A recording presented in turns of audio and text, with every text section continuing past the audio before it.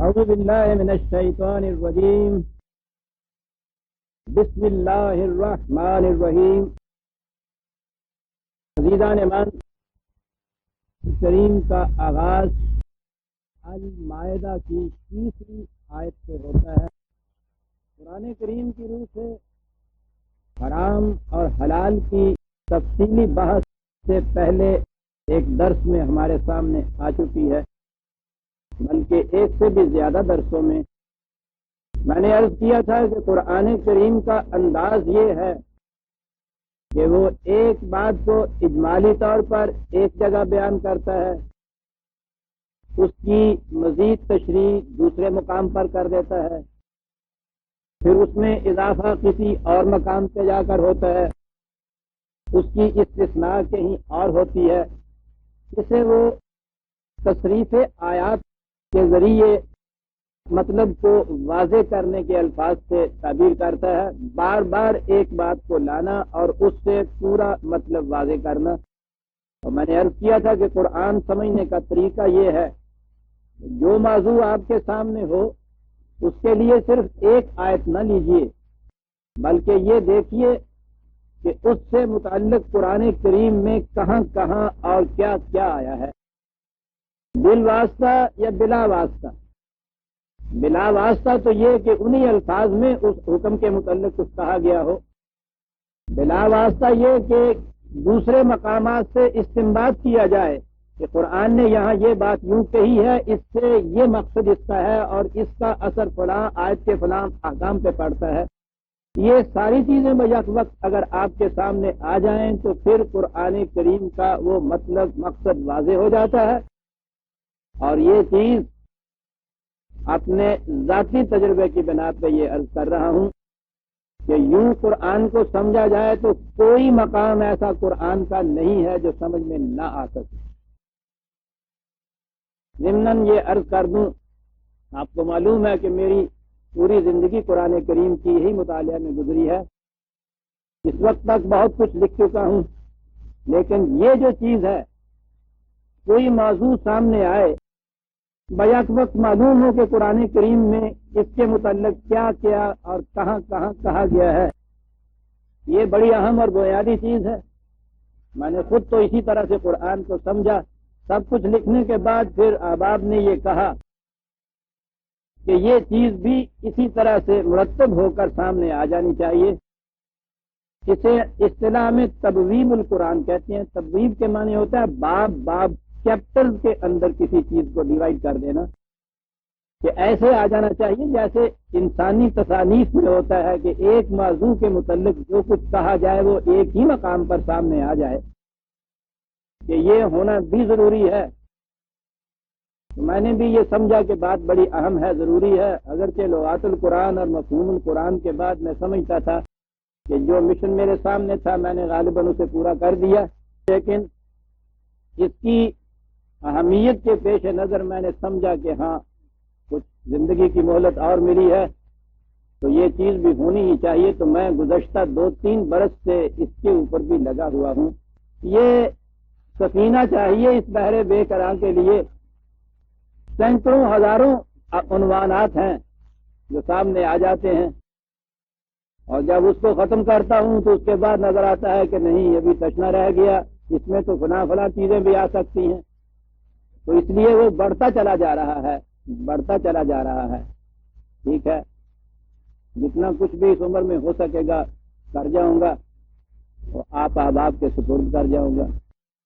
اسے یہ تو کہہ ہی نہیں سکوں گا کہ مکمل ہو گیا ہے، تکمیل تک تو اسے دنیا کا آخری انسان ہی پہنچائے گا۔ بہرحال میں نے عرض کیا ہے کہ قرآن سمجھنے کا یہ طریقہ ہے۔ علت و حرمت کی بات اس سے پیشتر 2-3 مقامات پر آ گئی، یہاں پھر آیت کو دہرایا گیا ہے کہ حرمت علیکم المیتۃ والدم ولحم الخنزیر وما اہل لغیر اللہ بہ۔ یہ الفاظ اس سے پہلے آ چکے ہیں کہ قرآن نے اصولاً تو یہ بتایا کہ جتنی چیزیں دنیا میں رزق کی پھیلا رکھی ہیں وہ حلال ہیں تمہارے لیے، اور حرام چیزوں کے متعلق ہر جگہ تصریح کر دی، مردار، بہنے والا لہو، خنزیر کا گوشت، اور وہ چوتھی چیز کہ جسے سن لینے کے بعد بھی طبیعتوں کے اندر کچھ تھوڑا سا اضمحلال رہتا ہے کہ یہ کیسے حرام کر دیا، پورا نہ ہی ہوتا تو اچھا تھا، اور سننے کے بعد اگر یہ بھی معلوم ہو جائے کہ ہے حرام تو اس سے باز کون آتا ہے؟ یعنی ہر وہ شے حلال اور طیب جو اللہ کے علاوہ کسی اور کے طرف منسوب کر دی جائے، ہر مقام پہ قرآن نے ان تین چیزوں کے ساتھ اس چوتھی چیز کا اضافہ کیا ہے کہ یہ بھی حرام۔ وہ چیزیں تو طبعی تھی، مردار، لہو بہتا ہوا، خنزیر، اور یہ چوتھی چیز جو ہے خالصتاً اعتقادی چیز ہے، اور قرآن تو انسانیت کی بنیاد ہی اس عقیدہ توحید پہ رکھتا ہے، خدا اور خدائے واحد، اس کے علاوہ کسی اور کو وہ مقام الوہیت نہیں دیتا۔ اس لیے جہاں یہ تین چیزیں جن کو آپ طبعی یا فزیکل سی کہتے ہیں جن کا ذکر آتا ہے، چوتھی چیز ساتھ ہی اس کے اضافہ کر دیا جاتا ہے، حلال اور طیب میں سے بھی کوئی ایسی چیز جسے خدا کے علاوہ کسی اور کے نام پہ منسوب کر کے دیا جائے وہ بھی حرام ہو جاتی ہے۔ اس سلسلے میں اور عرض کروں کہ یہ جو حلال چیزیں ہیں، حلال جانور، ان کے متعلق بھی یہ شرط ہے کہ ان کو ذبح کیا جائے تو اس پر خدا کا نام لیا جائے، یعنی یہ جو چیز تھی کہ اسے خدا کے علاوہ کسی اور کی طرف منسوب نہ کیا جائے، اس کی ایک متعین شکل یہ بتا دی گئی کہ اسے منسوب ضرور کیا جائے خدا کی طرف۔ ایک تو یہ بات ہے نا کہ خدا کے علاوہ کسی اور کی طرف منسوب کیا جائے، ایک چیز یہ ہے کہ اسے کسی کی طرف منسوب ہی نہ کیا جائے، یہ بھی نہیں، یہ نیگیٹو اسپیکٹ ہو جائے گا، منسوب نہیں کیا جائے، وہ اس میں پازیٹو چیز لاتا ہے۔ جس چیز کو خدا کی طرف، جس جانور کو ذبح کرتے وقت اسے خدا کی طرف منسوب نہ کیا جائے، دو شکلیں ہو گئی نا، غیر اللہ کی طرف منسوب کیا جائے یا کسی کی طرف منسوب بھی نہ کیا جائے، دونوں حرام ہو جاتی ہیں۔ اس کے لیے پازیٹو چیز ہے کہ ضرور کیا جائے۔ سورہ انعام کی آیت 119، 6/119، فَكُلُوا مِمَّا ذُكِرَ اسْمُ اللَّهِ عَلَيْهِ، اسے کھاؤ جس پر اللہ کا نام لیا گیا، سے منسوب کیا گیا ہو خدا کی طرف۔ اور یہ اتنی اہم چیز ہے، ان کنتم بآیاتہ مؤمنین، اگر تم احکام خداوندی پر ایمان رکھتے ہو تو اس کے لیے ضروری ہے کہ یہ کرو، کتنی بڑی اہم شرط ہے۔ اب یہاں یہ کہا کہ جس پر خدا کا نام لیا جائے اسے کھاؤ، سوال یہ تھا کہ نام کسی کا نہ لیا جائے، یہ 119ویں آیت ہے، یہیں آگے چلیے 122ویں آیت، 6/112، وَلَا تَأْكُلُوا مِمَّا لَمْ يُذْكَرِ اسْمُ اللَّهِ، لم یوز کے رسم اللہ، جس پر خدا کا نام نہ لیا جائے اسے مت کھا۔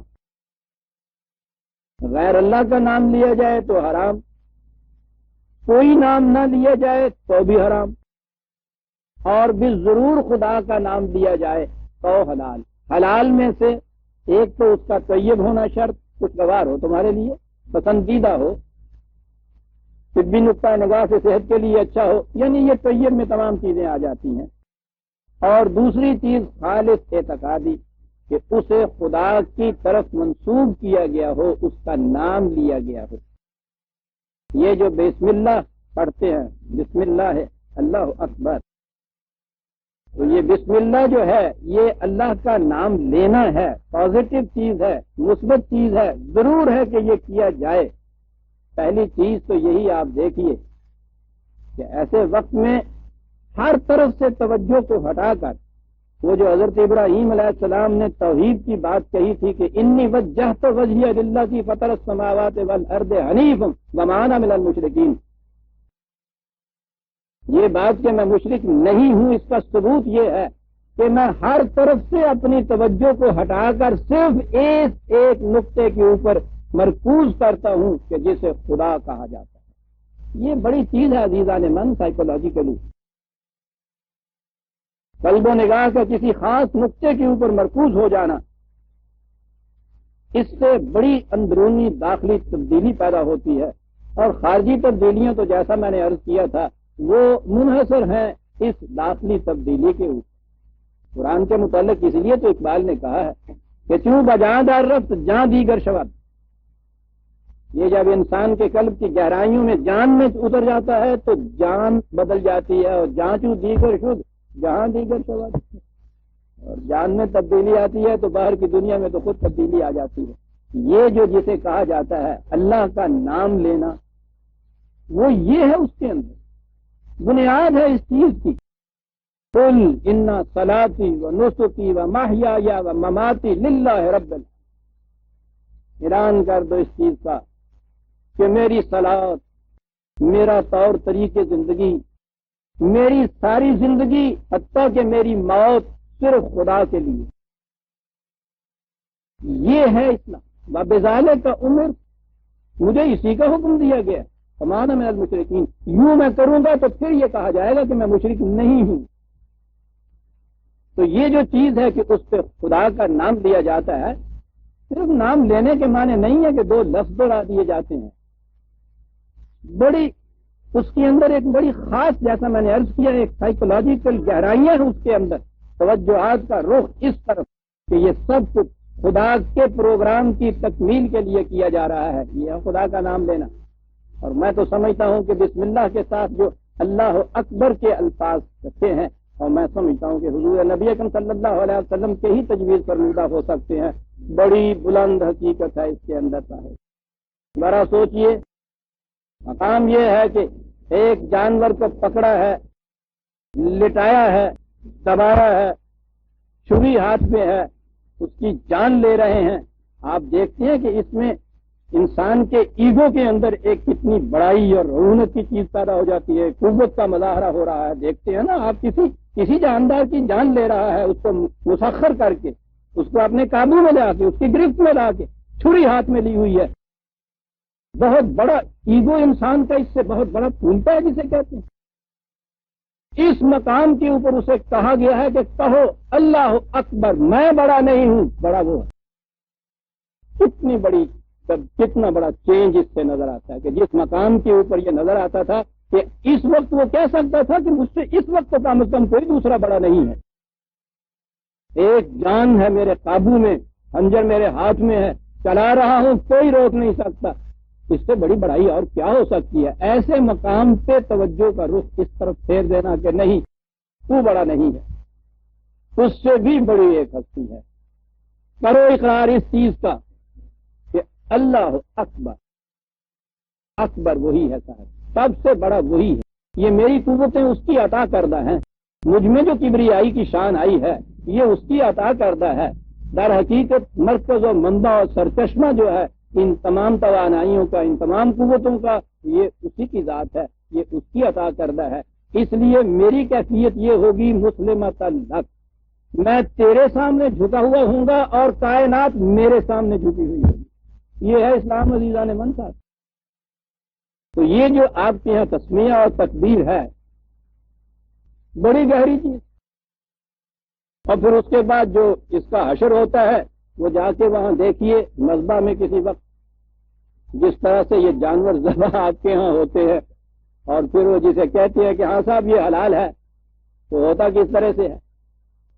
وہاں وہ فی جانور ایک ڈھیلا یا ایک پیسہ، اب تو مہنگائی ہوگی پیسہ ہو گیا ہوگا، ورنہ ڈھیلا ہی ہوتا تھا، اور وہ ایک کے ہاتھ میں، وہ ملا جو وہاں لے جاتے ہیں اس کے ہاتھ میں چھری ہوتی ہے ذبح کرنے والا، اور ہر ایک کو اجلت ہوتی ہے وہاں قصاب کو تو میلے میں کہ پہلے میرا بکرا کسی طرح ذبح ہو جائے، میں پہلے گوشت لے کے دکان پہ پہنچ جاؤں۔ وہاں افراتفری مچ رہی ہوتی ہے اور ہر ایک اپنا اپنا بکرا آگے اس کے کر رہا ہوتا ہے صاحب، اور ایک ایک کے 5-5 4-4 بکرے ہوتے ہیں۔ وہاں جا کے دیکھیے، وہاں کیفیت یہ ہوتی ہے کہ اس نے بکرا آگے کیا، اس نے یوں کیا، کہا 3 ڈھیلے تیری طرف، ادھر کیا 5 تیری طرف، وہ ٹھیلے گنڈے ہے اندر۔ کہاں سے بات کہاں جا کے پہنچ جاتی ہے۔ اور پھر یہ تو یہاں یہ ہے کہ ایک ایک کے اوپر کچھ کرنا پڑے، اب معلوم نہیں یہاں یہ ہے یا نہیں۔ ہم دلی میں تھے تو وہاں تو یو پی میں ایک خانقاہ تھی شاہ مدار کی، یہ کسائی سال کے بعد وہاں عرس ہوتا تھا تو اپنی اپنی چھریاں لے جاتے تھے، تو وہ جو چھریاں تھیں وہاں کے جو خانقاہ والے تھے، وہ اسی خانقاہ اسی مقصد کے لیے تھی، کسائیوں کے لیے، وہ چھری کو وہاں دم کر دیتے تھے بسم اللہ اللہ اکبر، تو سال بھر کے لیے وہ چلتی تھی۔ جیسے میگنیٹائز کرا لاتے ہیں کسی چیز، بلکہ اب تو کہیے اسٹینلیس بن جاتی تھی وہ سال بھر پھرنے کچھ پڑھنے کی ضرورت ہوتی تھی. وہ چوری لاتے تھے تو وہ کہتا تھا پڑھی ہوئی لیامی ہوتے وہ الگ رکھ چھوڑتے تھے. دین جب مذہب میں تبدیل ہو جاتا ہے تو پھر رہ گئی رسم ازاں، روح بلالی نہ رہی. ورنہ عزیزان من، ایک بکرا یا ایک جان اس طرح سے لی ہوئی ہو اور ذبح کیا ہوا ہو تو پھر دیکھیے وہ کیسے حلال ہوتا ہے آپ کے لیے. لیکن اب تو علت و حرمت کا سوال ہی نہیں رہا، اٹھ ہی گیا ہے صاحب. بہرحال قرآن نے یہاں پھر یہ کہا کہ یہ چار چیزیں ہیں وما اہل لغیر اللہ بہی، خاص طور پر پھر اس میں آیا. میں نے عرض کیا تھا کہ قرآن دوسرے مقام پہ پھر تشریح کرتا ہے، میتہ کی یہاں تشریح کی ہے قرآن نے. میتہ تو مردار ہے، مر گیا ہوا. اب اس میں اضافہ ہے والمنخنقۃ والموقوذۃ والمتردیۃ والنطیحۃ وما اکل السبع. گلا گھٹ جائے کسی جانور کا، چوٹ لگ جائے، گر جائے کہیں سے، دوسرے جانور نے سینگ مار دیا ہو، درندہ کھا گیا ہو، یہ شکلیں بھی ہیں. کہا کہ ان میں اگر ایسی صورت ہو کہ ہنوز جان باقی ہے، الا ما ذکیتم، جان باقی ہے اور تم ذبح کر لو اگر اس کو، تو وہ پھر حلال میں آ جاتا ہے. اور اگر ایسا نہ ہو تو پھر وہ میتہ میں آ جاتا ہے. یہ اس کی تشریح ہے. آگے ہے وہ چیز جسے میں نے کہا ما اہل کے بعد اس کی تشریح آئی وما ذبح علی النصب. کیا بات، نصب جس کا واحد نصیب ہے، کوئی چیز جو گاڑ دی جائے، پتھر گاڑ دیا جائے، کوئی چیز جو نشان کے طور پر گاڑ دی جائے اسے کہا جاتا ہے. اس زمانے میں، جاہلیت کے زمانے میں، یہ اپنے معبودوں کے نشان کے طور پر پتھر گاڑ دیے جاتے تھے اور کعبے کے گرد بہت سے پتھر گڑے ہوئے تھے، حبل کے لیے، عزا کے لیے، یعنی معبودوں کے نشان کے طور پر ایک پتھر گاڑ دیا جاتا تھا اور اس پہ جا کے چڑھاوا چڑھایا جاتا تھا. جانور بھی ذبح کیے جاتے تھے اور چڑھاوے بھی چڑھائے جاتے تھے. یہ ہے نصب کہ وہاں جا کے ان استھانوں کے اوپر جا کے جو ذبح کیا جائے یا چڑھاوا چڑھایا جائے وہ حرام. اب وہ بتوں کے استھانوں پہ جو نصب کیے جائیں قطبے، وہاں کا چڑھاوا تو حرام، اور قبروں کے سرانے جا کے جو کو چڑھایا جائے حلال ہوتا ہے. حالانکہ اس میں دونوں شکیں ہوتی، اہل لغیر اللہ بہی، نیاز پیر جی کی، یہ تو اس میں آ گیا پہلے درجے کا حرام. اور یہ جو نصب ہیں، یہ جو گاڑے ہوئے قطبے، وہاں جا کے چڑھاوا، دو آدشاہ حرام. اور اتنا ہی زیادہ یہ متبرک ہوتا ہے. یعنی اس قوم کی حالت یہ ہے کہ حلال تو ان کے یہاں متبرک رہا ہی نہیں ہے، جتنا زیادہ حرام ہوتا جاتا ہے اتنا زیادہ متبرک ہوتا جاتا ہے. یہ آیتیں آتی ہیں تو پھر اس کی تفسیر آپ یہاں، وہ عربوں کے ہاں جاہلیت کے زمانے میں بتوں کے استھان تھے، اس پہ جا کے چڑھاتے تھے. وہ جب کعبے کی تطہیر ہو گئی، وہ بت کو نکال دیے گئے، نصب توڑ دیے گئے، تو اس کے بعد کہا کہ صاحب وہ تو اب رہے ہی نہیں ہے. لہذا یہ اس زمانے کی داستانیں ہیں جو قرآن نے بیان کی ہیں.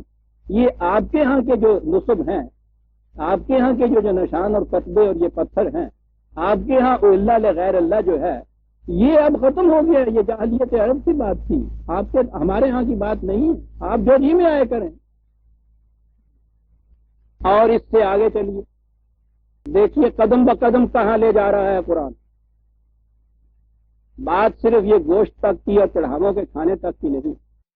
وَأَن تَسْتَقْسِمُوا بِالْأَزْلَامِ، تالوں کے ذریعے سے قسمتیں معلوم کرنا. اللہ، یہ تستقسم قسمت لفظ ہے یہاں.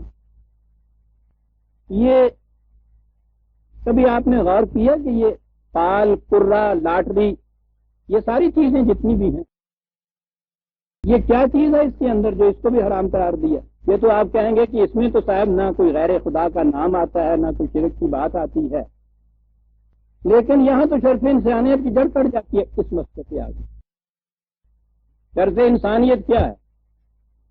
کوئی بات سامنے آئے، اسے دلیل اور برہان کی روح سے سمجھا جائے. یہ دین سمجھنے کے بعد ایک پروگرام مرتب کیا جائے، محنت صحیح و کاوش سے اس کے حاصل کرنے کے لیے کوشش کی جائے. یہ ہے طریقہ صحیح اسلام نے جو سکھایا. آپ جہاں بھی کوئی چیز جسے آپ کہتے ہیں نا گیم آف چانس، یہ جوئے کا نام ہی رہ گیا ہمارے. جہاں بھی آپ کوئی چیز چانس پہ چھوڑتے ہیں یہ دونوں چیزیں ختم ہو جاتی ہیں. جب آپ کہتے ہیں کہ صاحب قسمت میں ہوگا تو مل جائے گا، کون سی بات، دلیل اور برہان پہلے ختم ہو گئی کہ صاحب آپ کو کیوں ملے گا، کیوں کا تو جواب آپ نہیں دیتے کہ صاحب قسمت میں ہوگا مل جائے گا. تو پہلی چیز تو یہ چلی گئی. اگلی چیز کے جو کچھ حاصل کرنا ہے اس کے لیے کوئی کوشش کرو. جب کہا جائے قسمت میں ہوگا تو مل جائے گا، کوشش دوسری چیز تھی وہ بھی جدید. جسے آپ چانس یا قسمت کہتے ہیں اس میں یہ دونوں چیزیں ختم ہو جاتی ہیں.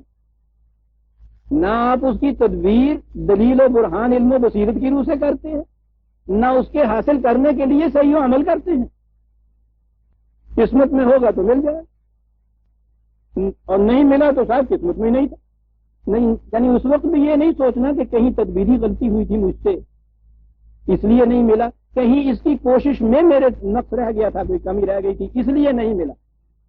نہ ملا بھی تو تقدیر کی روح سے، قسمت کی روح سے، بیٹھے بٹھائے چھت پھاڑ کر. نہیں ملا ہے تو اس پہ بھی یہ چیز کہ قسمت میں نہیں تھا. یہ گیمز آف چانس نہیں ہے تو اور کیا ہے. جوا تو حرام اور یہ سب کچھ جائز. تو اس سے زیادہ انسانیت کی شکست کا اعتراف کیا ہے کہ آپ سالوں سے فیصلے لیتے پھرے، پروں سے فیصلے لیتے تھے، استخاروں سے فیصلے لیتے پھرے. عقل و فکر کے دیے خود اپنے ہاتھوں سے بجھا دیں، یہ سوئچ آف کر دیں. یعنی میں عقل و فکر تدبیر و برہان کی روح سے نہیں فیصلہ کچھ چاہتا. آنکھیں بند کرنے کے بعد تسبیح کے دانوں کے اوپر یوں کرتا ہوں، دو دو یا تین تین وہ الٹتا چلا جاتا ہوں. ایک باقی رہ جائے تو کام کروں گا، پورے ہو جائیں نہیں کروں گا. اللہ اکبر. یہ اپنے متعلق فیصلے کیے جا رہے ہیں. یہاں سے بھی چلے گئے آگے دیوان حافظ علیہ الرحمہ کی طرف سے. ساتھ تو آپ کو پتا دیوان ایسے کہتے ہیں جیسے ان کا کچھ یہ لقب ہوتا ہے، حالانکہ اس کتاب کا نام ہے. دیوان حافظ صاحب فرما گیا نہیں، وہ بڑی تبرک سے پھر وضو کر کے غسل کر کے رکھا جاتا ہے اس کو، یہ کر کے پھر آنکھیں بند کر کے اس کو نہیں کھولا بھی، آنکھیں کھول کے نہیں جاتی. آنکھیں کھلی ہوتی تو یہ کرتا ہی کیوں؟ یہ تو ہوتا ہی ایسی. ہارون رشید کے دربار میں ایک مدعی نبوت آ گیا. ہارون نے پوچھا، کہنے لگا کیا کھا کے آئے ہو جو باقی باتیں کر رہے ہو؟ کہنے لگا جی کھانے کو ملتا تو باتیں ہی ایسی کیوں کرتا. آنکھیں بند کر کے کھولا جاتا. پہلے صفحے پہ پہلا جو حرف ہوتا ہے وہ جو شعر نکلتا ہے اس سے آپ فیصلہ لیتے کہ ہاں یہ کرنا چاہیے مجھے. آپ کو پتا سکھوں کے ہاں نام کیسے رکھے جاتے ہیں؟ یہ پال لینے کا تو آپ کو پتا ہے، اپنے سکھ ہونے کا پتا نہیں. وہ وہاں جاتے ہیں جب بچہ پیدا ہوتا ہے تو جاتے ہیں گرودوارے، تو وہ اسے کہتے ہیں جو گرنتھی ہوتا ہے کہ وہ جی لڑکا پیدا ہوا ہے نام، تو وہ اسی طرح سے نہا دھو کر گرنتھ صاحب کو لیتے ہیں تو اسے ایسے کھولتے ہیں اور وہ صفحے کے اوپر پہلی سطر میں جو پہلا لفظ ہے اس کا جو پہلا حرف ہوتا ہے وہ کہتے ہیں یہ نکلا ہے جی لفظ حرف. اب اس حرف کے مطابق نام رکھا جاتا ہے. وہاں اگر گگا نکلا ہے نا، وہ ان کے ہاں جو گرمکھی ہے اس میں گاف نہیں ہوتا، گگا ہوتا ہے. وہاں اگر گگا مسلم نکلا ہے گاف، تو اب انہوں نے گاف سے نام کوئی رکھنا ہے. گرو گنڈال سنگھ ہنسے آپ، پال لیتے وقت نہیں شرم آتی. یہ کیا ہو رہا ہے؟ عقل و فکر کے دیے بجھائے جا رہے ہیں، یہ سوئچ آف کیے جا رہے ہیں. اور اب تو آپ کے ہاں لاٹریاں نکالنے کے لیے بڑی بڑی بزرگوار ہستیوں کو بلایا جاتا تھا. افتتاح ہوگی. یہ بانڈز جو آپ کے یہاں نکلتے ہیں، ان کے نمبر جو نکلتے ہیں آپ کے یہاں، بڑی بڑی تقاریب اس کے لیے ہوتی، اہتمامات ہوتے ہیں، یہ سارے کے سارے. یہ کیا ہے؟ یہ قرے نہیں تو اور کیا ہے؟ جو وہاں سے فیصلہ ہوتا ہے اس کے سامنے سر تسلیم کام. ارے عزیزان من، ہم سے تو وہ جاہلیت عرب والے جو تھے وہ اچھے تھے، کچھ تو اپنا ارادہ رکھتے تھے. امراء القیس بہت بڑا شہزادہ تھا، بہت بڑا سردار تھا قبیلے کا، شاعر بھی بہت بڑا تھا۔ اس کے باپ کو کسی نے قتل کر دیا۔ عقیدے اور مسلک کے مطابق وہ آیا پال لینے کے لیے، آ کے اس نے کان سے پوچھا کہ مجھے انتقام لینا چاہیے یا نہیں۔ حبل بہت بڑا معبود تھا، انہوں نے کہا کہ وہاں سے پال لیتے ہیں۔ تیر لیے، وہ تیر ہوتے تھے، ایک پہ نہ ہوتا تھا، ایک پہ ہاں ہوتا تھا، ایک خالی ہوتا تھا، خالی نکلتا تھا تو پھر وہ دوبارہ اسی طرح سے کرنا پڑتی، پال لینی پڑتی۔ وہ آپ کو پتا ہے خالی رکھا جاتا ہے۔ وہ سردار جی نے مکان بنایا تھا نا، اس میں سوئمنگ پول بنائے تھے نہانے کے لیے، تو وہ دکھانے کے لیے لے گئے دوست کو، یہ دیکھیے، تو 3 ہاؤس بنائے تھے انہوں نے پوچھا کہ جی یہ 3 ہاؤس کاہے کے لیے؟ کہنے لگے کہ اس میں تو ٹھنڈا پانی ہوتا ہے، ٹھنڈے پانی سے نہانے کو جی چاہا ٹھنڈے میں نہا لیے، بہت اچھا ہے۔ کہنے لگا اس میں گرم پانی ہوتا ہے، گرم سے نہانے کو جی چاہا تو گرم سے نہا لیا۔ کہنے لگا سردار جی یہ تیسرا ہاؤس کاہے کے لیے؟ کہنے لگا یہ خالی رکھا جاتا ہے، نہ انہوں جی کی تھے بس یہ رکھا ہنسے آپ، یعنی اس کی تدبیر کتنی مکمل ہے۔ سادہ نہ انہوں نہ جی کرو تو کی کرو پھر تم۔ وہ ایک تیر خالی رکھا جاتا تھا، تو وہ گیا اور اس نے جا کے کہا کہ پال دیجئے صاحب، انتقام دوں یا نہ۔ تیر چلایا اور نکلا کہ نہ لی، ذرا سا غصہ چڑھا، دوسری دفعہ پھر تیر چلایا، پھر نہ نکلی، تیسری دفعہ تیر چلایا، نہ نکلی۔ تیروں کا مٹھا ہاتھ میں تھا، جب نہ نکلی وہ تیر لے گئے اور ایک حبل کے منہ پہ دیا۔ کہنے لگا سالا کہیں کا تیرا باپ مرتا پھر میں دیکھتا جو تو کہتا کہ نہ لو انتقام تو ضرور انتقام لوں گا۔ عزیزان من، ہم سے تو وہ اچھے، اس فیصلے کے بعد بھی کہیں تو اپنی انا ان کی آتی تھی۔ آپ تو اس طرح سے جھکے ہوئے ہیں ان فیصلوں کے سامنے۔ آپ اس نے تو اتنی ہمت کی تھی کہ اپنے معبود کے منہ پہ بھی تھپڑ مار دیا تھا اگر اس کی مرضی کے مطابق پال نہیں نکلا تھا۔ آپ کی کیفیت یہ ہے اگر ان فالوں کے بعد آپ کے دل کی گہرائی میں بھی گرانی محسوس ہو جائے تو کہاں اٹھتے ہیں کہ حافظ صاحب پتہ نہیں کیا کرتے ہیں، جب آپ انا حافظ اللہ سے تو بھی کرنا انہیں۔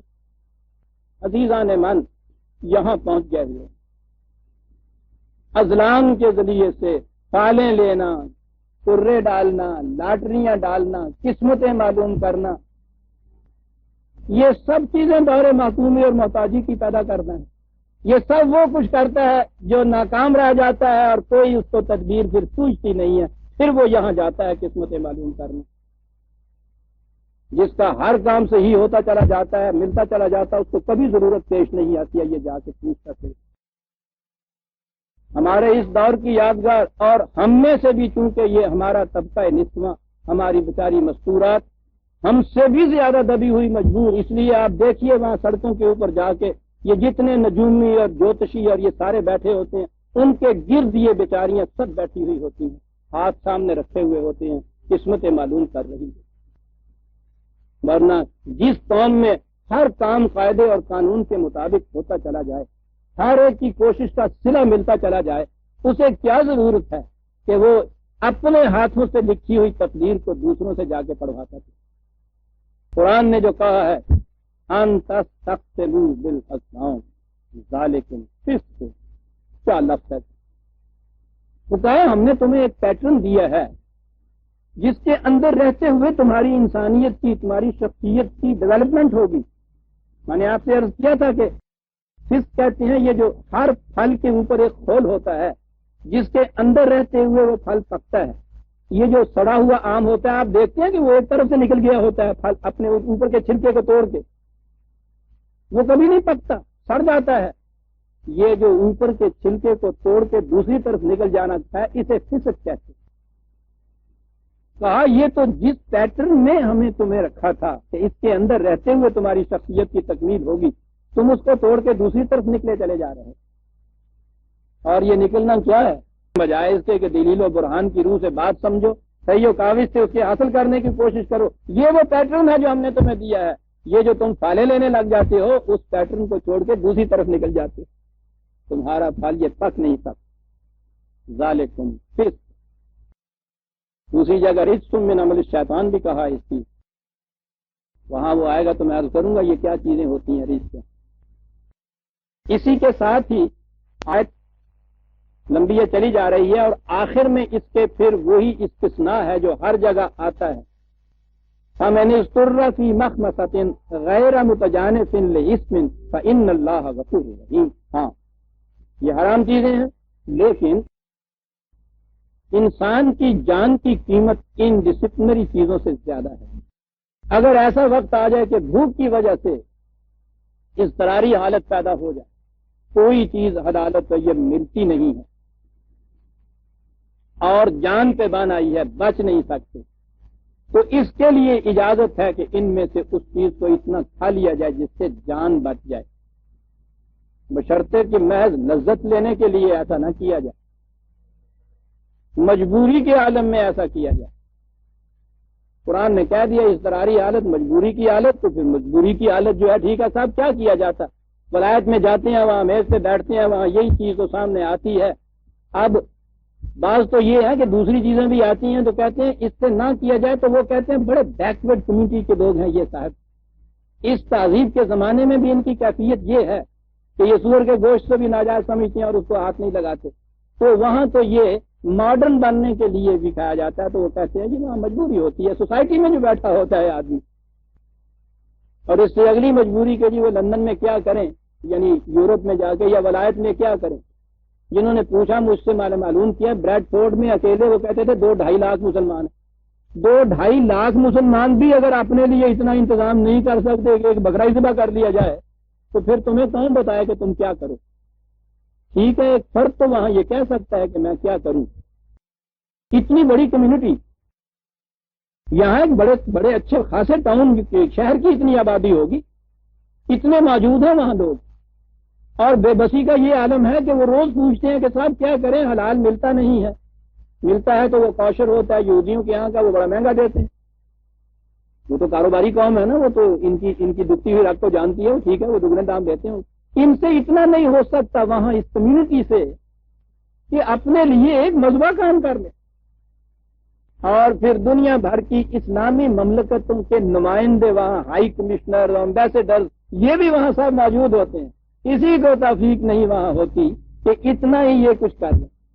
یہ تو ہر روز خبریں آئیں گی 5 کروڑ کی لاگت سے ایک مسجد تعمیر کی گئی وہاں، ٹھیک ہے جی اپنا مقام ہے اس کا، ارے 50,000 روپے سے یا 1 لاکھ روپے سے مذبح کیوں نہیں وہاں ایک تیار کرتے، اس کی اہمیت نہیں، سنیے اس کی اہمیت کتنی۔ حرام اور حلال کی بات کہی، کہا الیوم یئس الذین کفروا من دینکم، یہ حلال اور حرام کے جو ہم نے تم نے یہ پابندیاں کی ہیں، لو بھائی کہا آج یہ غیر مسلم تم سے مایوس ہو گئے کہ ساتھ نہیں، ان سے مفاہمت اور کمپرومائز نہیں ہو سکتا۔ آپ کبھی غور کیا آپ نے کہ کہاں یہ آیت آئی ہے، کیا کہہ گیا ہے قرآن؟ یہ جو حرام اور حلال کی بات ہے یہ بڑی وجہ امتیاز ہوتی ہے 2 قوموں کے اندر۔ ہندوستان میں ہندو کی ڈیفینیشن کیا ہے؟ سارے ہندو عاجز ہیں اس کہ ہندو کی ڈیفینیشن کیا ہے، تفصیل معلوم کرنا ہو تو میری کتاب ہے آسمانی کتابوں کی کہانی، اس میں یہ ہندوؤں کے ویدوں وغیرہ کا بھی ذکر ہے، اس میں میں نے تفصیل سے یہ بتایا ہے کہ متعین ہی نہیں کر سکے کہ ہندو کسے کہتے ہیں، بات دوسری طرف نکل جائے گی، اس پہ تو ہم شاید تھوڑی سی ایک ہنسی آئے ہمیں کہ صاحب دیکھیے نا مذہب ہوا نا جس میں یہ طے نہیں ہو سکتا ہندو کسے کہتے ہیں۔ آپ کو پتا ہے کہ جناب کے ہاں بھی جب یہ سوال کیا گیا تھا منیر کمیٹی میں سن 53 کی ایجیٹیشن کے زمانے میں، اور کیا کہیں بازار میں چلنے والے جوہلا سے نہیں، ملک کے علماء کرام سے یہ سوال کیا گیا تھا، سوال کیا تھا کہ صاحب مسلمان کی ڈیفینیشن کیا ہے؟ سارے ملک کے علماء اکٹھے ہو کے اس کی ڈیفینیشن نہیں دے سکے، وہ رپورٹ موجود ہے لکھ پڑھ کے لیے۔ اکثر حضرات نے تو یہ کہا تھا کہ صاحب وی ریکوائر نوٹس، ایسا سوال اور آف ہینڈ آپ نے پوچھ لیا کھڑے کھڑے، اندازہ لگائی جنہوں نے جواب دیا ایک کا جواب دوسرے سے نہیں ملتا تھا، بات میں یہ کہہ رہا تھا کہ وہاں ان کے ہاں یہ چیز تھی کہ ہندو کی ڈیفینیشن نہیں تھی۔ بالآخر ان لوگوں نے یہ طے کیا کہ اچھا صاحب اور تو نہیں، اتنا بات تو کہو کہ جو گائے کا گوشت نہیں کھاتا تو وہ ہندو۔ اگرچہ وہاں ایسے قبیلے موجود تھے کہ جو وہ کھاتے تھے، انہوں نے کہا یہ استثناء کی بات ہے، گائے کے گوشت کی چیز یہ، یعنی یہاں آ کے مسئلہ ٹھیکا کہ جو اس چیز کو حرام سمجھے اسے ہندو سمجھیے۔ یہ حلت و حرمت اتنی بڑی چیز ہے۔ اس گئے گزرے زمانے میں بھی آپ کے ہاں یہ چیز کہتے ہیں کہ صاحب میرے لیے تو سور حرام کی طرح ہے، یہ چیز کہہ دیتے ہیں۔ غالب نے بھی اپنے مسلمان ہونے کے لیے یہ کہا تھا، جب اسے پوچھا تھا چیف کمیشنر نے نام کیا اسد اللہ، انہوں نے کہا کہ مسلمان ہو، اس نے کہا کہ جی آدھا مسلمان ہوں۔ کہا جی آدھا کیسے؟ کہنے لگے شراب پیتا ہوں، سور نہیں کھاتا۔ تو گویا سور نہ کھانے سے آدھا مسلمان ہونا متعین ہو گیا۔ یہ حرام کی چیز ایسی ہے، یہ متعین کر دیتی ہے اس چیز۔ اس سارے دوران میں جہاں وہاں جو مدینے میں آ کے اتنی بڑی کشمکش ہو رہی تھی ان یہودیوں کے ساتھ، ان کا خیال یہ تھا کہ کمپرومائز ہو جائے گا کسی طرح باہمی۔ بڑی کوشش انہوں نے کی۔ قرآن کریم میں ہے ودو لاؤ تدہنو فیدہنون 68/9 68/9 کہ ان کے انتہائی خواہش یہ ہے کہ کسی طرح سے تم تھوڑے سے اپنے مقام سے نیچے جھکو تو یہ اپنی جگہ سے کچھ آگے بڑھ جائیں، اور اس طرح سے تم دونوں میں مفاہمت ہو جائے، کمپرومائز ہو جائے۔ یہ تھی کوشش ساری۔ اور جیسا کہ عزیزہ نے من متعدد بار میں اس کو عرض کر چکا ہوں، جو حق پر ہوتا ہے وہ کمپرومائز کر نہیں سکتا۔ وہ جو میں مثال دیا کرتا ہوں، حق کہتے ہیں 2 اور 2 4، باطل ہے 2 اور 2 5 یا 2 اور 2 3۔ اب ان دونوں میں ہو جائے جھگڑا تو آپ کو پتا ہے ہر سالس آ کے یہ کہتا ہے کہ صاحب یہ تو بات بنے گی نہیں کہ اپنے مقام پہ تم اڑے رہو، تم اپنی بات پہ اڑے رہو، تو فیصلہ کیسے ہو؟ کچھ تمہیں جھکنا ہوگا، کچھ تمہیں بڑھنا ہوگا، یوں فیصلے ہوتے ہیں نا۔ اگر طے یہ پا جائے کہ ہاں صاحب بات اچھی 2 اور 2 3.5، یہ اب 3 والا بڑھ گیا نا کچھ آگے 8 آنے، اور اگر 2 اور 2 4 والا گھٹ کے 3.5 پہ آ جائے تو اس کا تو کچھ نہیں گیا، یہ پہلے بھی بادل پہ تھا اب بھی بادل پہ ہے۔ حق والا جو ہے تو اس کا تو کچھ بھی نہ رہا، وہ تو 3.25 بھی نہیں کہہ سکتا۔ اسی لیے عربی زبان میں حق کہتے ہی اسے ہیں جو اٹل ہو اپنے مقام پہ، حق کمپرومائز نہیں کر سکتا۔ ان کی خواہش یہ تھی کہ کسی طرح سے کہیں کمپرومائز ہو جائے، اور کمپرومائز کے ایشوز کے لیے آپ کو پتا ہے پہلی چیز کیا تھی؟ حلت و حرمت کا مسئلہ۔ عجیب بات سامنے آ گئی، مکے سے ہجرت کر کے یہ گئے، بے بس بے کس خانہ خراب غریب الوطن، جہاں گئے تھے وہاں کون سی مملکت تھی؟ 10-11 آدمی تھے مدینے کی بستی میں جو مسلمان تھے، انہوں نے دعوت دی تھی، یہ یہاں سے ہجرت کر کے بیچارے گئے تھے، اس کمزور حالت کے اندر یہاں سے گئے۔ مدینے میں یہودیوں کا بڑا زور تھا، ساری تجارت ان کے ہاتھ میں تھی۔ تو جب وہاں یہ گئے ہیں تو یہودیوں نے یہ سمجھا کہ یہ ٹھیک ہے، یہ وہاں سے پناہ گزینوں کی حالت میں آ رہے ہیں، یہاں ان کے پاس کچھ نہیں ہوگا، تو یہاں ہمارے یہ دست نگر اور محتاج ہوں گے، اس لیے ہم ان کے ساتھ ایسی مفاہمت کر لیں گے کہ جس میں بین کی کوئی صورت نکل آئے ان کے دین کی اور ہمارے مذہب۔ اور وہ سوال تھا یہی حلت و حرمت۔ آپ کو پتا ہے کہ ایسے وقت میں جب یہ یہاں سے ہجرت کر کے جا رہے تھے اور وہاں یہ وہ خیال کر رہے تھے اور سمجھ رہے تھے کہ یہ بہت کمزور اور ناتواں ہیں، ان کو مجبوراً ماننا پڑے گا، یہ تو پتا ہے سورہ کوثر جو ہے یا یہ چھوٹی چھوٹی جو صورتیں ہیں قرآن کے 30ویں پارے کی، یہ ہجرت کے زمانے میں نازل ہوئی، جبکہ دنیا کے ہر معیار کے مطابق ان پر بے کسی اور بے بسی کے بادل چھائے ہوئے تھے۔ اس زمانے میں یہ جو تھی یہ صورتیں اذا جاء نصر اللہ یعنی اس قسم کی چیز، تبت یدا ابی لہب، یعنی ان کو بشارتیں دی جا رہی ہیں فتح و نصرت کی، ان کی تباہیوں کے متعلق اعلان ہو رہا ہے ایسے وقت میں کہ دل نہ ٹوٹ جائے، ہمت نہ ہار جائیں۔ یہ جو مسئلہ تھا یہودیوں کا، یہ تھا ایشو بڑا کہ ان کو یہ معلوم ہو کہ کمپرومائز ہوگا۔ یہودیوں کے ہاں اونٹ حرام تھا، این اس وقت یہ صورت نازل ہوئی، فَصَلِّ لِرَبِّكَ وَانْحَرْ، صلاۃ کا نظام قائم کر اور اونٹ کی قربانی دے، اونٹ کو ذبح کرو۔ یہ جو نہر سے مسئلہ چھڑا ہوا ہے کہ قربانی ہے صاحب، یہ پتہ نہر کہتے ہی اونٹ کو ذبح کرنے کے۔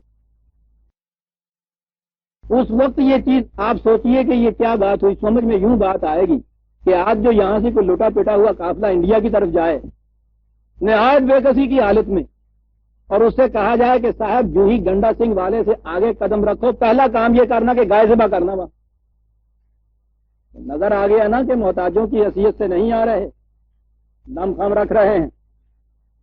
یہ وہ مقام ہوتا ہے، حالانکہ یہ کوئی بات نہیں ہے کہ ضرور گائے ذبح کی جائے، لیکن ایسے مقامات آ جاتے ہیں جہاں اس قسم کی چیز جو عام حالت میں صرف اجازت ہے وہ نہایت ضروری ہو جاتی ہے۔ کیا بات ہے اس چیز، وہ سر سید کہ جس کے کفر کے فتوے مکے سے جا کے لائے تھے، نواب وقار الملک، اس زمانے میں کسی دفتر میں کلرک، دفتر کا جو افسر تھا، دفتر کے اوقات کے درمیان نماز کا وقت آتا، اس نے روک دیا کہ تم نہیں جا سکتے، دفتر کے وقت میں حرج ہوتا ہے۔ انہوں نے چٹھی لکھی سر سید کہ مجھے کیا کرنا چاہیے۔ اس کافر کا جواب موجود ہے، کوٹڈ کہہ رہا ہوں، کافر لکھا کہ نماز کے متعلق مجھ گناہ گار کی بھی یہ صورت ہے کہ بھائی کبھی کبھی رہ بھی جاتی ہے، گٹھے دار سی بھی ہے، اتنا سختی سے پابند نہیں ہوں، لیکن اگر وقت ایسا آ جائے کہ ٹائی پڑ جائے کسی غیر مسلم کے اس حکم میں جس کا اثر تمہاری ملازمت پہ پڑتا ہو، اور دوسری طرف خدا کا حکم ہو، وقاص یا اس کا نام زکات، ایسے وقت میں فرض ہو جاتا ہے انسان کے اوپر کہ اس کا جواب دے کہ میں تمہارے حکم کے مقابلے میں خدا کے حکم کو ترجیح دوں گا۔ اگر کیا ہوتا، نوکری چھوٹ جاتی، تم مر جاتے، تمہارے بچے مر جاتے، اسلام کا جھنڈا گاڑ جاتے۔ یہ تھے جن کے اوپر کفر کے فتوے لگ رہے ہیں۔ لگانے والے یہ لوگ تھے جو روز کہتے ہیں کہ صاحب حکمت عملی کے تابع اسلام چلتا ہے، روز اسلام بدلتا رہتا ہے۔ وہ کافر تھا، یہ دیندار۔ میں کیا یہ ذہن میں یہ چیز ہے کہ بہت کمزوروں کی، ناتوانوں کی قوم آ رہی ہے ہمارے پاس، یہ جھک کر سویا کریں گے۔ وہاں جاؤ فصلی لربک، جاتے ہی پہلے تو اپنے انداز سے یہ صلاۃ جو ہے اس کو قائم کرو، اور دوسرا کام یہ کرو کہ اونٹ ذبح کرو جاتے، تاکہ انہیں پتہ چل جائے تو محتاجوں کی کام نہیں آ رہی۔ الیوم یئس الذین کفروا من دینکم، یہ جو کمپرومائز کی کوششیں کر رہے تھے، کہا آج نا امید ہو گئے اس کی کہ نہیں، یہ بڑی سخت ہڈی کی قوم، کمپرومائز پہ تیار نہیں ہو۔ یہ اور بات ہے کہ ساری عمر کوئی شخص گائے کا گوشت ہی نہ کھائے، کوئی ساری عمر اونٹ ذبح ہی نہ کرے، لیکن ایسے وقت میں جب اس کا اثر یوں پڑنے والا ہو، پھر تو یہ کیفیت ہے۔ الیوم یئس الذین کفروا من دینکم، دین کے معنی غلبہ ہوتا ہے۔ انہیں معلوم ہو گیا کہ نہیں، غلبہ ہے تمہارا، قوت ہے تمہارے پاس، مایوس ہو گئے۔ کہا اب یہ صورت کے ایسے وقت میں ان کے ساتھ اس طرح سے کھلا ہوا بگاڑ پیدا کر لینا، وہیں ان کی سرحد پہ جا کے گائے ذبح کر دینا، فلا تخشوہم، مت ڈرنا ان سے۔ دیکھا کہاں تخشو آیا، ڈر کی بات آ جاتی ہے نا، ایسے میں ہزار مصلحتیں دامنگیر ہو جاتی ہیں انسان کی۔ فلا تخشوہم واخشونی، ڈرنے کی بات تو صرف یہ ہے کہ ہمارے قانون کی معصیت نہ ہو، بس، اور کسی چیز کی ڈرنے کی بات نہیں۔ جہاں جہاں بھی عزیزان مان یہ آیا نا قرآن کریم میں، خدا کہتا ہے کہ مجھ سے ڈرو، یہ ڈرو والی بات جو ہے نا، یہ غلط ہے، اس کا مفہوم۔ ڈر تو بجائے خیش ایک سائیکولوجیکل بے حد مرض کا، بری مرض کا نام ہے۔ قرآن تو ڈر تو نکالتا ہے، ولا خوف علیہم ولا ہم یحزنون کہتا ہے مومن کی ڈیفینیشن۔ ان کو تو کسی قسم کا خوف اور حزن ہوتا ہی نہیں ہے۔ ڈر کیا مانے؟ یہ خدا سے ڈرنا نہیں ہوتا، ڈرنا یہ ہوتا ہے جیسے ہم بچے کو کہتے ہیں کہ آگ کے پاس نہ جانا، جل جاؤ گے، شام کو نہ چھیڑنا، ڈس جائے گا۔ ہم اس آگ کے سے جو مضر اثر پہنچتا ہے اس سے ڈرتے ہیں، پینچیا جو ہلاکت آفریں ہوتا ہے اس سے ڈرتے ہیں۔ یہ کسی فرد کا خوف نہیں ہوتا دل کے اندر، یوں کہیے کہ قوانین خداوندی کی خلاف ورزی سے جو تباہ کن نتائج ہوتے ہیں ان کی احتیاط، ان کا جو احساس ہوتا ہے اسے خوف کہا جاتا ہے۔ قرآن نے کہا کہ ان سے مت ڈرو، کہ ان کے ساتھ اس طرح سے بگاڑ پیدا ہو جائے گا تو یہ نقصان ہوگا، یہ نقصان ہوگا۔ یہ کوئی چیز دنیا میں ڈرنے کی نہیں ہے۔ ڈرنے کی تو ایک ہی بات ہے کہ قانون خداوندی کی معصیت اگر ہو جائے گی، خلاف ورزی ہو جائے گی، تو وہاں سے ڈرنے کی بات ہے تمہارے لیے۔ یہ جو کہا کہ آج مایوس ہو گئے یہ تمہارے دین سے، تمہارے غلبے کی طرف سے، تو کہا الیوم اکملت لکم دینکم، آج تمہارے لیے تمہارا دین ہم نے مکمل کر دیا۔ یہ الیوم جو ہے عربی زبان میں ٹھیک ہے، یوم اس کو بھی کہتے ہیں جسے ڈے ہم کہتے ہیں، دن جسے کہتے ہیں، یہ صبح سے شام تک کا، لیکن یہی معنی نہیں ہوتے۔ یہ ڈے انگریزی میں بھی آپ دیکھیں گے اس کے بڑے وسیع معنی ہوتے ہیں۔ گڈ اولڈ ڈیز، دور، زمانہ، عہد، ان سب کے لیے قرآن میں یوم آتا ہے۔ حتیٰ کہ جو کہا ہے کہ خدا کا ایک ایک یوم 50,000 ہزار سال کا ہوتا ہے، اس کے لیے بھی لفظ یوم کا ہی آیا ہے۔ پیریڈ، دا ایج، ایرا، زمانہ، دو معنی ہو سکتے ہیں۔ عام طور پہ کہا جاتا ہے کہ یہ آیت آخری آیت تھی قرآن کریم میں جس میں کہا گیا کہ آج تمہارا دین مکمل ہو گیا ہے، اس کے بعد قرآن مکمل ہو گیا۔ ہو سکتا ہے کہ یہ بھی ہو، میں نہیں یہ کہتا، لیکن میں سمجھتا ہوں کہ یوم کو اگر وسیع معنوں میں لیا جائے، اس دور میں آ کے قرآن نے کہا ہے کہ دین کی ابتدا حضرت نوح علیہ السلام سے ہوئی، پہلے دن سے، اور آہستہ آہستہ انسان کی ارتقائی حالتوں کے ساتھ یہ چیز آگے بڑھتی چلی گئی، آگے بڑھتی چلی گئی، تاں آ کے انسانیت اپنے بلوغ کو پہنچ گئی، بچپن کے دور سے نکل گئی۔ یہاں آنے کے بعد دین کو مکمل کر دیا، تکمیل ہو گئی دین۔ دین کے معنی ہے وہ غیر متبدل اصول جن کے تابع زندگی بسر کرنے سے اس دنیا کی حسنات بھی حاصل ہوتی ہیں، اگلی زندگی کی حسنات بھی حاصل ہو جائیں۔ دین نظام کو کہتے ہیں کہ اب اس دور میں آ کے وہ دین جس کا آغاز اتنے عرصے پہلے ہوا تھا، آج اس دور میں وہ تکمیل تک پہنچ گیا۔ قرآن کے اندر اسے دیا، قرآن کو محفوظ کر دیا ہمیشہ کے لیے، دین کی تکمیل بھی ہو گئی۔ تمت کلمت ربے کا صدقم وعدلا لا مبدل لکلمات، تکمیل ہو گئی کہ کسی اضافے کی ضرورت نہیں، تبدیلی بھی اس میں کسی ضرورت نہیں ہوگی، اس میں کوئی تبدیلی نہیں کر سکے گا۔ غیر متبدل، مکمل، محفوظ دین قرآن کے اندر، وہ کہا کہ اس کی تکمیل کر دی ہم نے، یہ معنی بھی اس کے ہو سکتے ہیں۔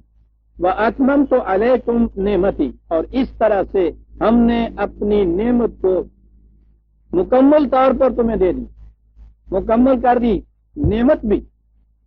یہ بڑی چیز ہے تکمیل نعمت۔ یہ نعمت کیا ہے؟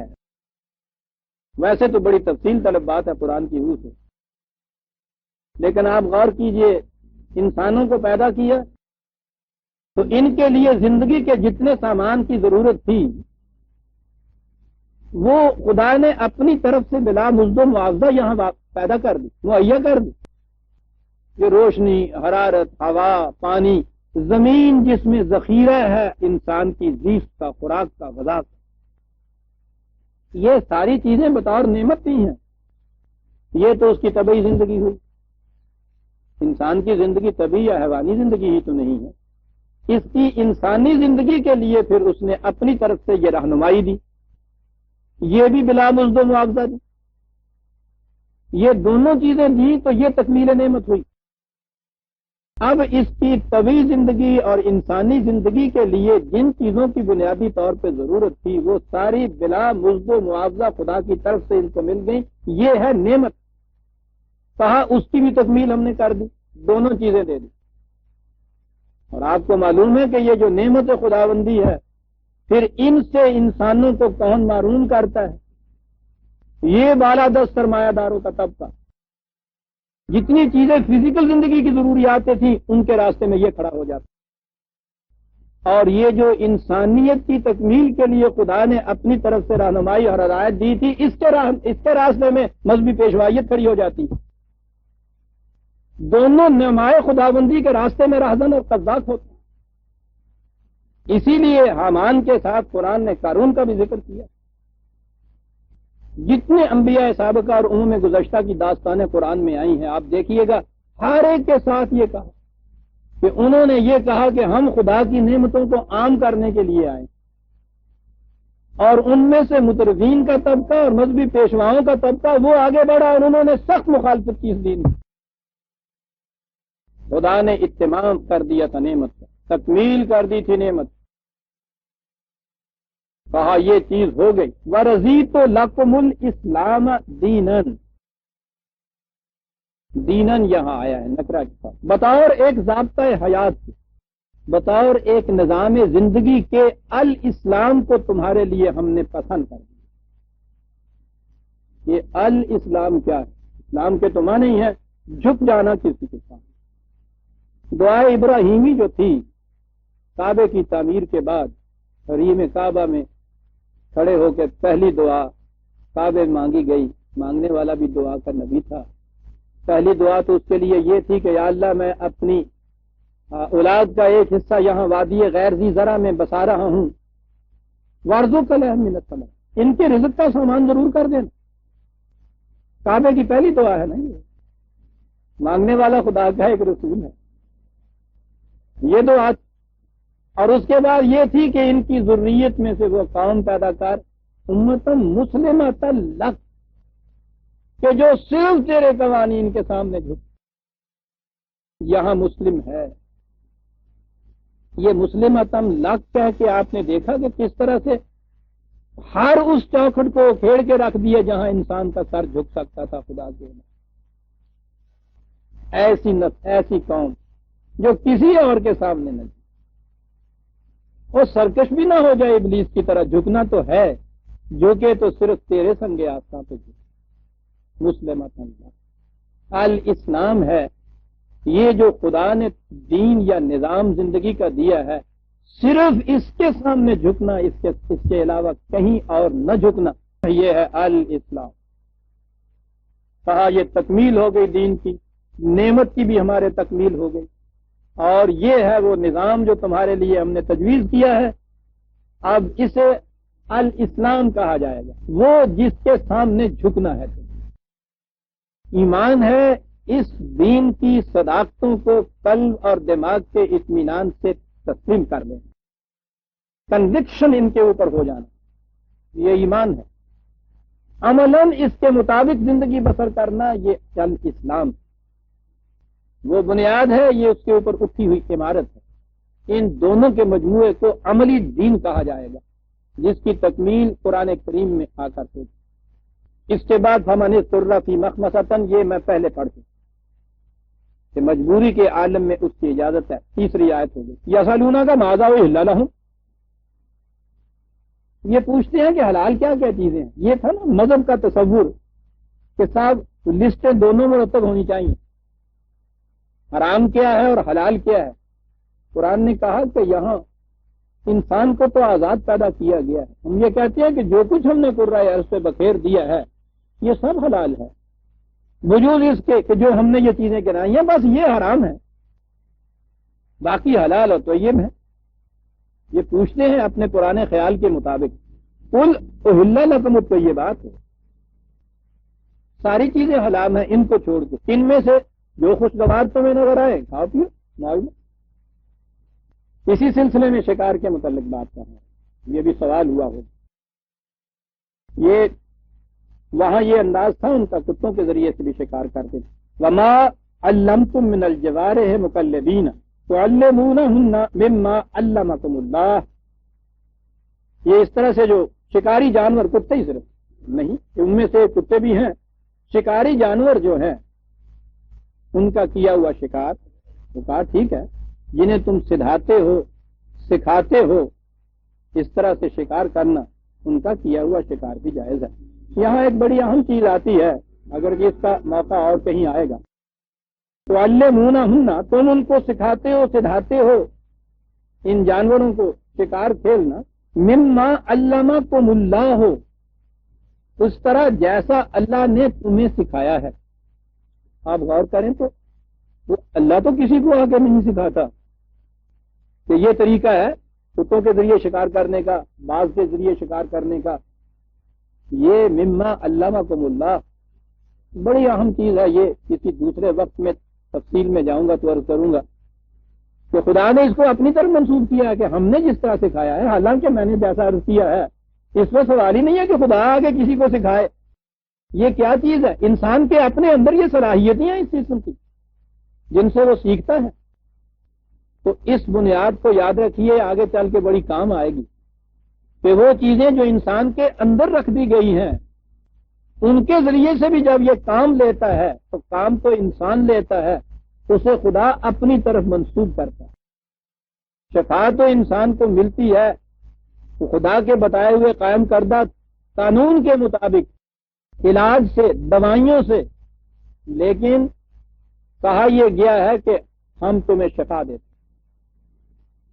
یہ جو چیز آ جاتی ہے نا، یہ تقدیر کا مسئلہ خدا دیتا ہے، یہاں آتا ہے کہ رزق خدا دیتا ہے۔ اس وقت صرف اتنا ہی سمجھ لیجئے، بات بڑی لمبی چوڑی ہے وہ کہ ایسی چیزیں جن کو انسان خدا کے مقرر کردہ قانون کے تابع یہ کچھ کرتا ہے انسان، خدا اسے اپنی طرف منسوب کر دے۔ علمکم اللہ، جیسا کہ اللہ نے تمہیں سکھایا، لفظی ترجمہ یہ ہے، اور یہ لفظی ترجمے جن کی وجہ سے قرآن کریم کے اندر اس قدر پیچیدگیاں اور اشکال پیدا ہوتے ہیں کہ صاحب خدا نے کہا ختم اللہ علی قلوب، خدا نے ان کے دلوں پر مہر کر دی، خدا نے جب مہر کر دی تو وہ کیا کریں بیچارے؟ اور پھر آگے ولہم عذاب علیم، انہیں بڑی سخت سزا دی جائے گی۔ سوال ہو جا، مہر آپ تو مہر کر دی اور کہا کہ ان کو سزا دی جائے گی۔ یہ سارے اشکال پڑتے ہیں، اعتراضات اٹھتے ہیں اس وجہ سے کہ ہم وہ ترجمہ یہ کر لیتے ہیں اس کا، اور یہ نہیں دیکھتے دوسرے مقام پہ کیا ہے۔ دوسرے مقام پہ ہے یہ ختم اللہ کی جو بات آ گئی سامنے، دوسرے ہی مقام کے ہے کہ تمہارے اعمال زنگ بن کر تمہارے دلوں پہ لگ جاتے ہیں، اسے کہتے ہیں موریں لگنا۔ مما علمکم اللہ، جیسے علم الانسان ما لم یعلم، قرآن میں علمہ بالقلم، علمہ البیان، نسبت خدا اپنی طرف کر رہا ہے۔ ہم نے انسان کو یہ علم سکھایا، ہم نے اس کو لکھنا سکھایا، ہم نے اس کو بیان کرنا سکھایا، خدا نہیں سکھاتا۔ مان اس کا ترجمہ، میں نے کہا تھا کہ قرآن کا ترجمہ نہیں ہو سکتا، مفہوم اس کا یہ ہے کہ انسان کے اندر یہ صلاحیتیں ہم نے رکھی کہ وہ علم حاصل کر سکتا ہے، تحریر کے ذریعے ماسد ضمیر بیان کر سکتا ہے، زبان کے ذریعے سے بات کر سکتا ہے دوسروں سے، کمیونیکیبلٹی کی صلاحیت ہم نے اس کو دے دی۔ اس کے معنی ہے کہ ہم نے اس کو یہ کچھ سکھایا۔ مما علمکم، فکلوا مما امسکنا علیکم واذکروا اسم اللہ علیہ، وہ جو کچھ بھی شکار کھیل کے لائیں انہیں کھاؤ، اللہ کا نام اس کے اوپر لے لیا کرو۔ یہ وہی بات پھر وہ آ گئی، واتقوا اللہ، اور پھر جامعہ بابا سیدھی بات یہ ہے کہ خدا کے قوانین کی نگہداشت کیا کرو۔ ان اللہ سریع العقاب، عجیب چیز وہاں کہہ دی، حرام کھانے سے صاحب اٹھتا کیا، وہ کہتا ہے صاحب روز روز موٹے ہوتے چلے جاتے ہیں، بات ٹھیک ہے، یعنی اگر آپ خالص بھی محنت کی کمائی سے خرید کے لے آئے، چوری کے پیسے سے خرید کے لے آئے، گھی کے کنٹینٹس بھی وہی ہیں، طبعی جسم کے اوپر ان کے اثرات بھی وہی ہیں، کچھ فرق ہی دونوں میں نہیں پڑتا۔ یہ جو فرق پڑتا ہے اس کا ہمیں احساس نہیں ہوتا، سینکھیا کھانے سے جو فرق پڑتا ہے اس کا تو احساس فوراً ہو جاتا ہے، یہ حرام کی کمائی کے کھانے کا جو اثر پڑتا ہے اس کا احساس ہمیں نہیں ہوتا۔ کہا ہے کہ ٹھیک ہے تمہیں احساس نہیں ہوتا، اور ہوگا بھی کہیں تو بڑی دور جا کے ہوگا، لیکن ہمارے قانون کی روح سے تو اس کا اثر اسی وقت مرتب ہونا شروع ہو جاتا ہے۔ اسے کہتے ہیں ان اللہ سریع الحساب، تو بڑی جلدی کرتے ہیں ہم اس میں۔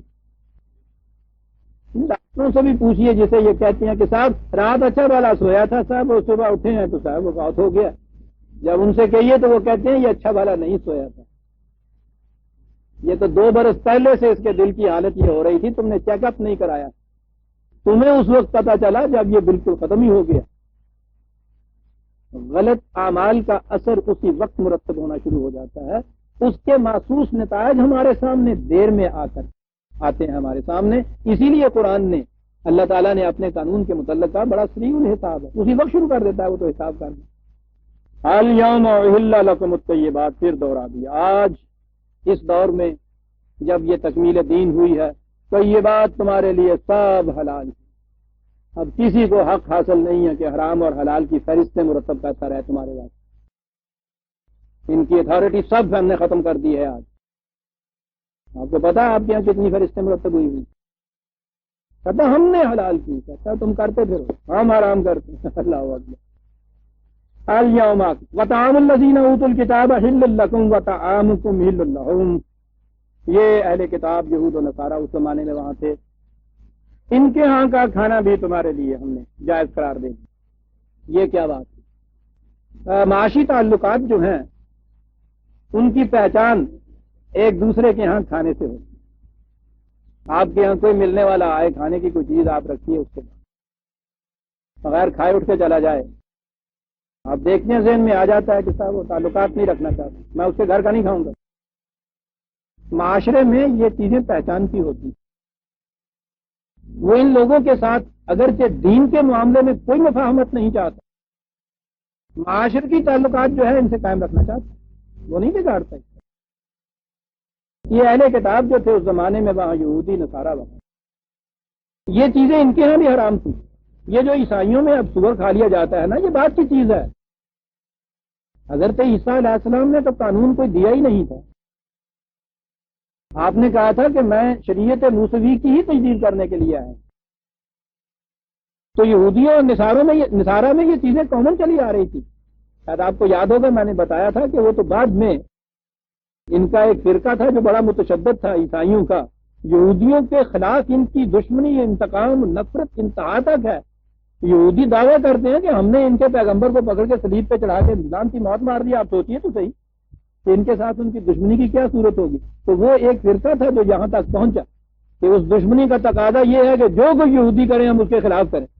چنانچہ عیسائیوں کے ہاں بھی پہلے حضرت عیسیٰ علیہ السلام خود اور ان کے ہاں عیسائی مختون ہوتے تھے، ختنہ کرتے تھے یہودیوں کی طرح۔ سور ان کے ہاں بھی حرام تھا یہودیوں کی طرح۔ انہوں نے کہا کہ صاحب یہ ہم ان کے خلاف کریں گے، یہ ختنہ کرتے ہیں ہم ختنہ نہیں کریں گے، یہ سور حرام سمجھتے ہم سور کھائیں گے۔ ہاں سور، تو ان کے ہاں یہ شرن حرام چیز نہیں تھی۔ یہ جو کہا ہے کہ ان کے ہاں کا کھانا حلال ہے، تو پہلی چیز تو یہ ہے کہ معاشرت کی تعلقات کی بنا پر۔ پھر ان کے ہاں کا ذبیحہ جو تھا، آج تک بھی یہودی اپنے دین پہ وہ قائم ہے، شریعت پہ، وہ واقعی خدا کا نام لیتا ہے ذبیحہ کے اوپر۔ اسی لیے تو وہاں کاشر جو ہے اس کی تلاش کرتے پھرتے ہیں یورپ میں لوگ، یہودیوں کے ہاں کا ذبیحہ، ان کے ہاں کی یہ چیز جو تھی حلال تھی۔ یہاں سے ایک بات سمجھ لیجیے، اہل کتاب کے ہاں کا کھانا حلال ہے۔ اب اہل کتاب میں تو چونکہ عیسائی شامل ہیں، تو عیسائیوں کے ہاں اگر آپ جائیں اور ان کے ہاں سور پکا ہوا ہو تو آپ کہیں گے نا صاحب قرآن نے کہا ہے اہل کتاب کے یہاں کا کھانا جائز ہے، ٹھیک ہے۔ یعنی مسلمان کے گھر میں سور پکا ہو تو وہ تو حرام، عیسائی کی میز پر رکھا ہو تو وہ حلال کا ہی قرآن یہ کہتا ہے۔ اسے سمجھ رکھیے کہ جو حرام ہے وہ تو حرام قطعی ہے، سوال ہی نہیں ہے کہ وہ کس کے گھر میں پکا ہوا، وہ تو اگر کوئی کعبے میں جا کے بھی نیاز دے دے تو حرام حرام ہی رہے گی۔ تو اس لیے اس کے یہ معنی نہیں ہے کہ وہاں جا کے امتیاز ہی اٹھا دو کہ ان کے ہاں جو پکا ہوا ہے وہ حلال ہے یا حرام ہے، وہ تو حلال بہرحال ہونا چاہیے۔ معاشرتی تعلقات کی بنا پر یہ کہا کہ ان کے ہاں کا اسلام ہے۔ آگے ہے وطعامکم حل لہم، تمہارا کھانا ان کے لیے حلال ہے۔ سوال یہ پیدا ہوتا ہے ان الفاظ سے کہ صاحب ان کے متعلق یہ کہنا یہودیوں اور عیسائیوں کو کہ تمہارے لیے بھی بھائی حلال ہے ان کے یہاں کا کھانا، وہ پوچھیں گے کہ آپ سے پوچھتا کون ہے؟ ہم جہاں سے جی چاہے کھائیں، جہاں سے جی چاہے نہ کھائیں، تم کون ہوتے ہو ہمارے متعلق یہ حکم دینے والے کے ساتھ تمہارے لیے بھی یہ حلال ہے؟ یہ بات نہیں ہے، یہ عربی زبان کا ایک قاعدہ ہے، یہ اس کی روح سے یہ چیز آتی ہے، اسے سمجھ میں حالیہ کہتے ہیں نحو میں، اس کے معنی یہ ہوتی ہے، اس کے معنی یہ ہیں کہ اگر یہ ایسے تعلقات قائم رکھیں تم سے کہ تمہارے ہاں کا کھا لیا کریں تو تم بھی ان کے ہاں کا کھا سکتے ہو بشرطے کہ وہ حلال و طیب۔ یہ ہے معنی۔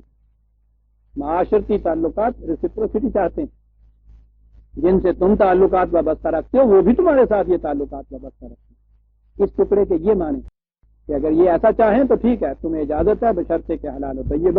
والمحصنات من المؤمنات، یہاں وہ دوسری چیز آ گئی، مومن عورتیں پاک دامن، ان سے مومن پاک دامن۔ یہ یاد رکھیے، یہ نہیں ہے کہ یہ محسن ہونا صرف عورت کے لیے شرط ہے قرآن کی روح سے، مرد کے لیے بھی حفاظت عصمت اسی طرح ضروری ہے جیسے عورت کے لیے۔ یہ بات کئی دفعہ آ چکی اور آگے آئے گی، یہاں تو ضمناً ہے یہ عورتیں حلال ہیں۔ یہاں ہے والمحصنات من الذین اوتوا الکتاب من قبلکم، اور ان اہل کتاب کی پاک دامن عورتیں جو ہیں ان کے ساتھ بھی نکاح چاہیے۔ صرف جائز ہے کہ شرط یہاں لگا ہے، اتنی سی ہے، پرمیشن ہے اس چیز کی صرف، اور وہ اس لیے مشرک سے تو قرآن نے قطعاً حرام قرار دیا تھا۔ یہ لوگ بہرحال خدا کو مانتے تھے، انبیاء کو مانتے تھے، کتابوں کو مانتے تھے، ان ماننے کے اندر ان کے ہاں غلط فہمیاں ہو چکی ہوئی۔ یہ قریب تر تھے یہ لوگ مسلمانوں سے ان معنوں میں۔ ان کے ہاں کی عورتیں، یاد رکھیے، مسلمانوں کی لڑکی ان کے ہاں جانی جائز نہیں، ان کے ہاں کی لڑکیاں ان کے ہاں لانے کی اجازت صرف دی گئی تھی کہ اس گھر میں آنے سے ان کے اوپر اس گھر کا زیادہ اثر پڑ سکتا ہے، اور وہ پہلے سے ہی اتنا زیادہ قریب تھی ان کے ہاں کی ان ضرورتوں کو، یوں معاشرتی ضرورتوں کو پورا کرنے کی یہ چیز تھی۔ اور ابھی یہ عرض کر دوں کہ یہ صرف پرمیسو تھی، یہ چیز صرف اجازت تھی کہ اجازت تو اس کی دی گئی پہلے حضرت عمر کے زمانے میں ہی رضی اللہ تعالیٰ، اس کی وجہ سے کچھ معاشرتی اور سیاسی خطرات پیدا ہونے شروع ہوئے تو انہوں نے ہی اس کی روک تھام کر دی، اور حضرت علی رضی اللہ تعالیٰ ان کے زمانے میں یہ بات زیادہ کچھ بڑی تو انہوں نے تو بند ہی کر دیا تھا اس کو قطعاً، کہ وہ ضرورت جس کے مطابق ماتحت یہ اجازت دی تھی وہ ضرورت بھی ہمارے ہاں نہیں رہی، اور ان کی وجہ سے بہت سے فتنے پیدا ہو رہے ہیں، بند کر دیا گیا۔ اب بھی اسلامی حکومت اگر آپ کے یہاں کو قائم ہوگی اسے یہ حق حاصل ہوگا کہ جتنی چیزیں پرمیسو ہیں ان میں سے جس کو بھی اپنے ہاں دیکھے کہ کوئی خطرہ اس سے لاحق ہوتا ہے اسے وہ روک سکتی ہے۔ یہ عام حکومت بھی اگرچہ وہ اسلامی نہیں، اگر حلال اور طیب بکرے کا گوشت ہفتے میں 2 دن بند کر سکتی ہے تو اس قسم کی چیزیں جن سے اتنے بڑے فتنے پیدا ہوتے ہیں ان کو کیوں نہیں روک سکتی؟ میں تو سمجھتا ہوں کہ بہت عرصہ پہلے سے ہی جو حضرت علی نے رضی اللہ تعالیٰ نے روکا تھا اس کے بعد اس کی اجازت ہی نہیں ہونی چاہیے تھی۔ مسلمان کو تو پوچھیے نہیں، اس معاملے کے اندر وہ اجازتیں لبا پھرتا ہے، اسے تو کہیں سے گنجائش ملنی چاہیے۔ من قبلکم اذا آتیتموہن اجورہن، مہر ادا کرنے کے بعد مہر کے متعلق میں واضح کر چکا کہ یہ کیا چیز، یہ کوئی بدل یا معاوضہ نہیں تھا کسی چیز کا، قرآن نے اسے گفٹ یہ کہا ہے، تحفہ کہا ہے، اور کہا اس لیے ہے کہ وہ عورت کی قیمت مرد کے مقابل میں زیادہ وزن زیادہ رکھنا چاہتا ہے۔ دونوں کو اس پلڑے کے اندر رکھو تو وہ کہتا ہے کہ نہیں، عورت کا پلڑا جھکتا ہے، تمہیں اس کے ساتھ کچھ اور تحفتاً دینا ہوگا تاکہ تمہارا وزن برابر ہو دونوں کا۔ یہ مقام تھا عورت کا۔ محسنین، بڑے عجیب الفاظ ہیں عزیزان من، محسنین غیر مصافحین ولا متخذی اخدان۔ نکاح کے لیے 2 باتیں قرآن یہاں کہہ گیا ہے۔ قرآن کا انداز یہ ہے، اور میں سمجھتا ہوں یوں جیسے گویا میری اس مجبوری کو سامنے رکھ کے قرآن نے یہ بات کہی ہو۔ محفل میں بیٹیاں اور بہنیں ہوتی ہیں، بات کنایتاً کی جا سکتی ہے۔